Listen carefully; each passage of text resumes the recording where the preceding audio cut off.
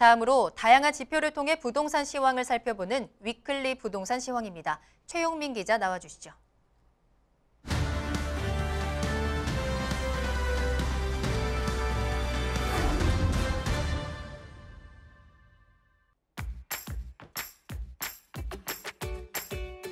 안녕하십니까. 뉴스토마토 최용민 기자입니다.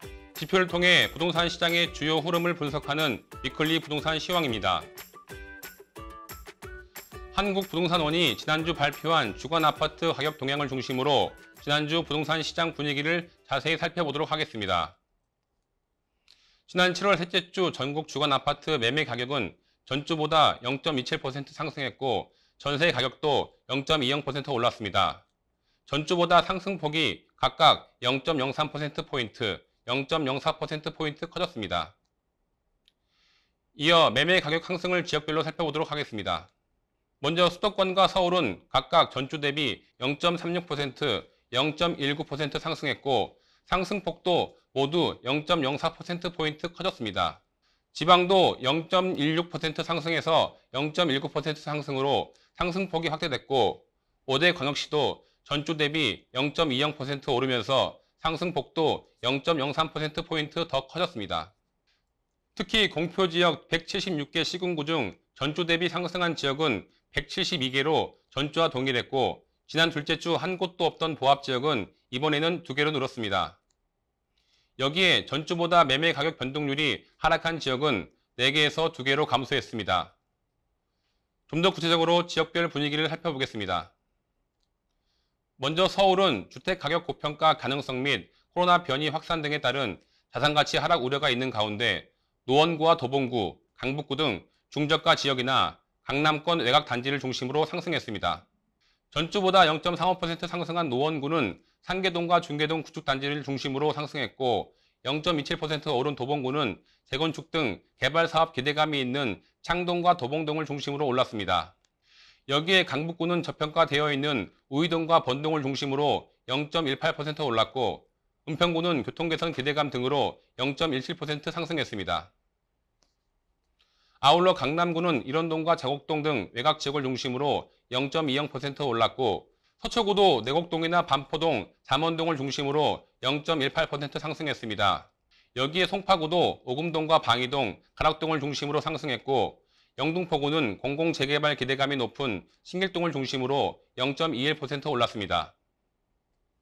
인천시 연수구는 교통호재 및 재건축 기대감이 있는 연수동과 옥년동을 중심으로 0.59% 상승했고 부평구는 교통망 개선 영향이 있는 십정동과 창천동을 중심으로 0.5% 올랐습니다. 여기에 계양구는 인근 개발사업 기대감이 있는 동양동을 위주로 상승했고 서구는 청라국제도시를 중심으로 매매 가격이 올랐습니다. 경기도 중 안성시는 교통망 확충 기대감이 있는 군광면, 아양동, 공도읍을 중심으로 0.89% 급등했고 안양 동안구도 정주 여건이 양호한 평촌과 관양동을 중심으로 크게 올랐습니다.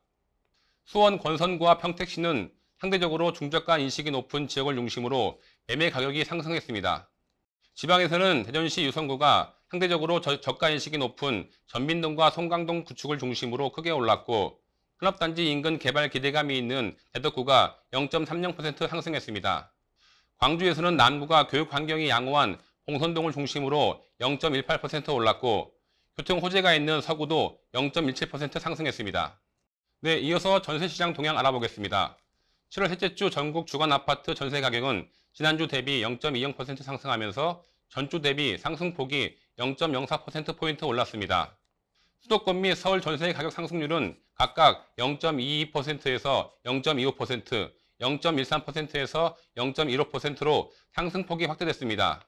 지방도 0.10%에서 0.14%로 상승폭이 올랐고 5대 광역시 역시 0.15%를 기록하며 전주보다 상승폭이 0.04%포인트 커졌습니다. 전세 가격 상승률은 공표지역 176개 시군구 중 지난주 대비 상승 지역은 164개로 전주보다 4개 늘었고 보합지역은 12개에서 7개로 감소했습니다. 아울러 하락지역은 4개에서 5개로 증가한 것으로 나타났습니다. 전세 가격도 좀 더 구체적으로 지역별 분위기를 살펴보겠습니다. 먼저 서울은 재건축 2년 실거주 규제 철회 영향으로 일부 지역은 매물이 증가했고 상승폭도 유지 또는 축소된 것으로 나타났습니다. 그러나 그 외 지역은 방학철 이사 수요와 준공 물량 감소 등의 영향으로 상승했습니다. 노원구는 교육 등 주거 환경이 양호한 상계동과 중계동 대단지를 중심으로 0.21% 상승했고 도봉구는 창동 역세권 신축 이슈로 0.19% 올랐습니다. 용산구도 재건축 이주 수요 영향이 있는 도원동과 서빙고 등을 중심으로 0.15% 상승했습니다.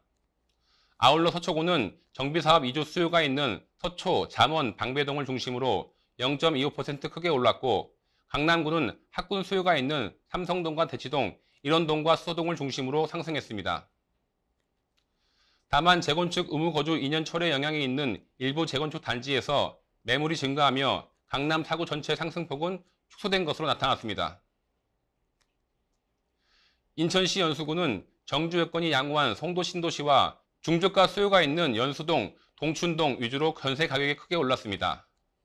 계양구도 효성동과 작전동을 중심으로 전세 가격이 올랐고 부평구는 산곡, 청천, 부평동 등 역세권 단지 위주로 상승한 것으로 나타났습니다.